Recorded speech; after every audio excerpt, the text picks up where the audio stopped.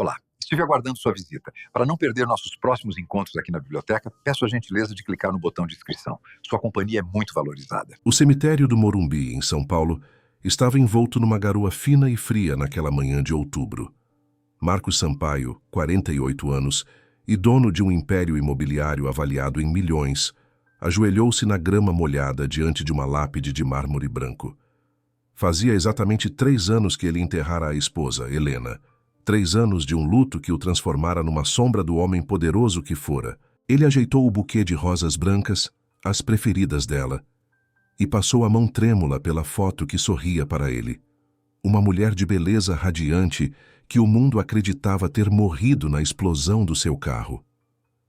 "Eu sinto tanto a tua falta, meu amor", sussurrou Marcos, ignorando a lama que sujava o seu terno italiano. "A nossa filha, Luana, entrou na faculdade ontem. Ela tem o teu sorriso, mas os meus olhos tristes." Ele tirou do bolso uma carta antiga, a última que Helena lhe escrevera, falando sobre segredos e proteção. Aquela carta era o seu tormento diário. Que segredos?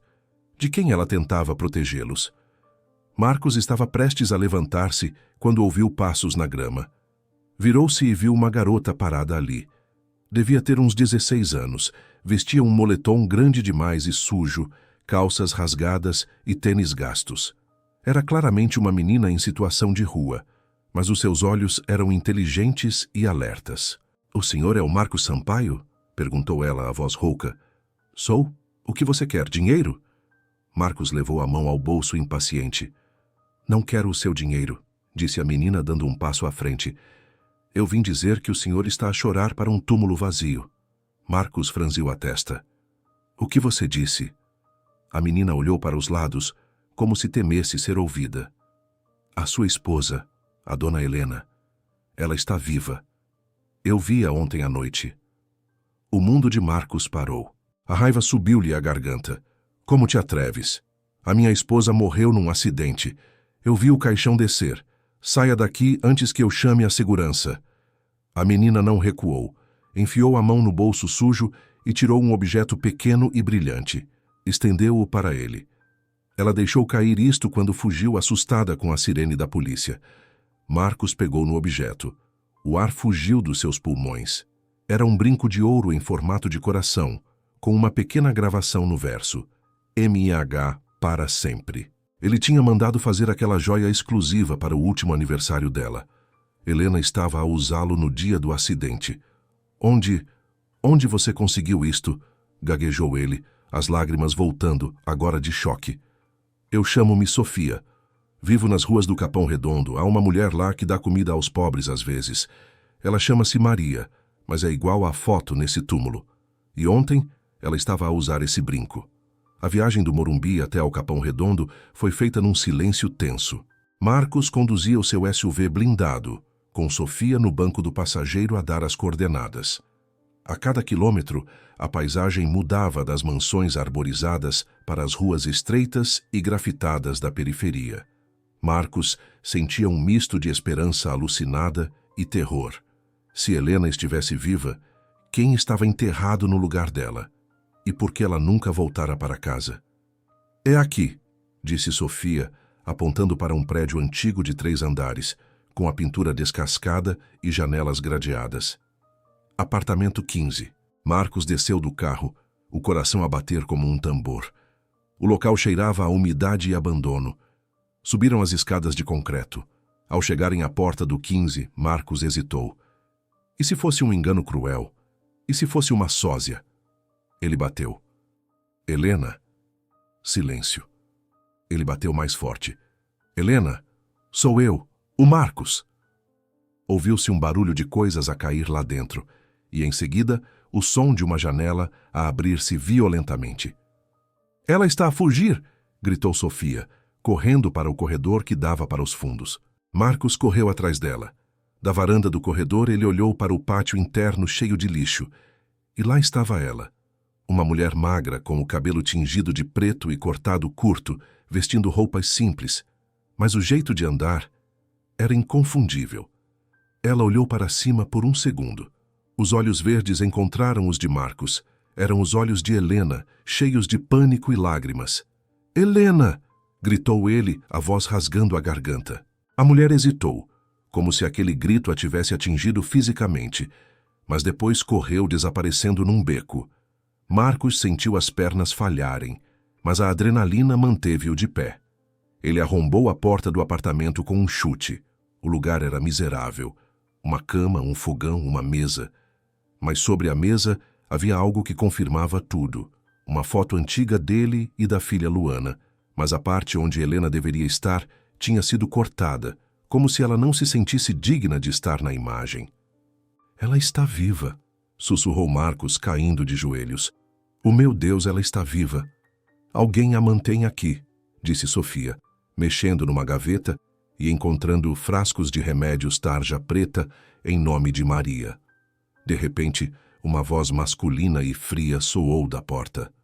"Muito comovente, mas receio que a reunião familiar acabe aqui." Marcos virou-se. Um homem de cerca de 60 anos, elegante e com um sorriso cruel, apontava uma arma para eles. Era Roberto Valente, um antigo consultor financeiro que Marcos conhecia vagamente dos círculos sociais. Roberto obrigou-os a entrar numa van preta que estava à espera nas traseiras. Foram levados para uma chácara isolada na Grande São Paulo, um lugar cercado por muros altos e seguranças. Marcos estava amarrado numa cadeira ao lado de Sofia. Roberto caminhava de um lado para o outro, servindo-se de uísque como se estivesse numa festa. "Por quê?" rosnou Marcos. "Por que a minha mulher?" "A sua mulher." Roberto riu. "A Helena sempre foi um problema, Marcos. Ela tinha uma dívida comigo. Uma dívida antiga." Roberto ligou uma televisão na parede. A imagem mostrava Helena num quarto trancado, encolhida num canto, a chorar. "Ela não fugiu porque quis, Marcos. Eu fiz-la morrer." O acidente foi forjado. O corpo carbonizado era de uma indigente que já estava morta no necrotério. Custou caro, mas valeu a pena. "O que você quer? Dinheiro? Eu dou-lhe tudo!" gritou Marcos. "Dinheiro eu já tenho", disse Roberto, aproximando-se. "Eu queria vingança. E queria a verdade. Sabe por que a Helena aceitou forjar a morte? Porque eu ameacei contar-lhe o segredo dela." Marcos ficou imóvel. "Que segredo?" "A Luana", disse Roberto, saboreando cada palavra. "A sua preciosa filha não é sua, Marcos. Ela é minha. Helena e eu tivemos um caso há 20 anos. Quando ela engravidou, enganou você. Eu ameacei contar tudo e destruir a vida da menina. Helena preferiu morrer e virar minha prisioneira do que deixar você descobrir que criou a filha de outro homem." Marcos sentiu como se tivesse levado um tiro. A dor era física. A mulher que ele amava, a filha que ele adorava. Tudo mentira? Ele baixou a cabeça, derrotado. Roberto sorriu vitorioso. Ele tinha quebrado o homem mais forte de São Paulo. Mas então, uma risada ecoou na sala. Era Sofia. A menina de rua estava a rir na cara do sequestrador armado. "Do que estás a rir, ratazana de esgoto?" grunhiu Roberto. "Estou a rir da sua mentira fraca", disse Sofia, erguendo o queixo. "O senhor acha que é muito esperto, mas não fez o trabalho de casa." "Cale a boca", gritou Roberto. "Não calo." Sofia olhou para Marcos. "Senhor Marcos, não acredite nele. A Luana é a sua cara. Eu vejo-a a sair da faculdade todos os dias.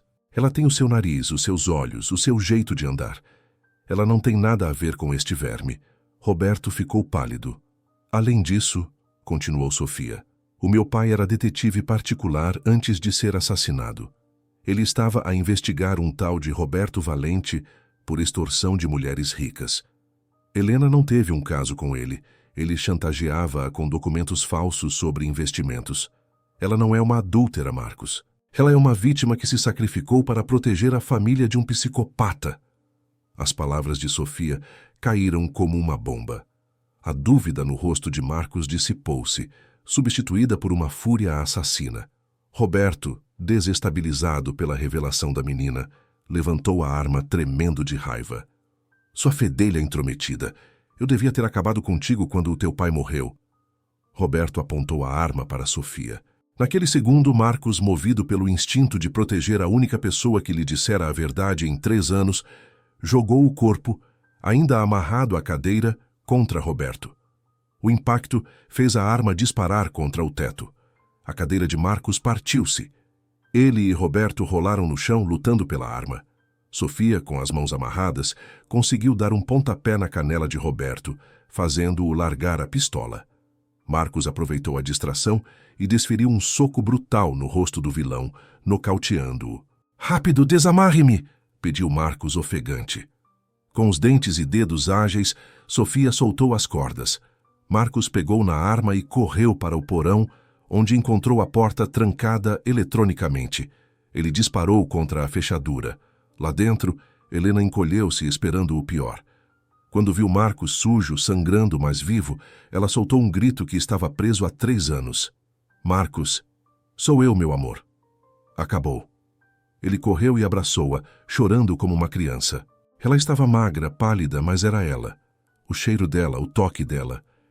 "Ele disse que te tinha matado", soluçou Helena. "Ele mostrava-me notícias falsas. Disse que se eu saísse matava a Luana.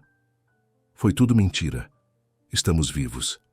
E vamos para casa." A polícia chegou minutos depois, chamada por um vizinho que ouviu os tiros.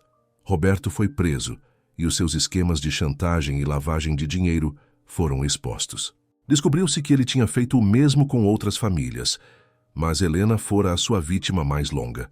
2 meses depois, a mansão do Sampaio estava iluminada e cheia de vida novamente. Helena, ainda em recuperação psicológica, estava sentada no jardim, de mãos dadas com Luana, que chorava de felicidade por ter a mãe de volta. Marcos observava-as da varanda, mas não estava sozinho. Ao seu lado estava Sofia, agora vestida com roupas limpas e novas, pronta para o seu primeiro dia na escola particular. "Você salvou a minha vida, Sofia", disse Marcos, "e a vida da minha esposa. Não sei como te agradecer." Sofia sorriu tímida. "O Senhor acreditou em mim no cemitério. Ninguém nunca acredita em gente de rua. O Senhor acreditou. Porque você disse a verdade. E a partir de hoje, você não é mais gente de rua. Você é família." Marcos abraçou a menina que, com um brinco encontrado no lixo e uma coragem gigante, tinha devolvido o coração a um homem morto. Naquele dia, Marcos aprendeu que os túmulos podem estar vazios, mas a vida, quando lutamos por ela, pode ser cheia de milagres.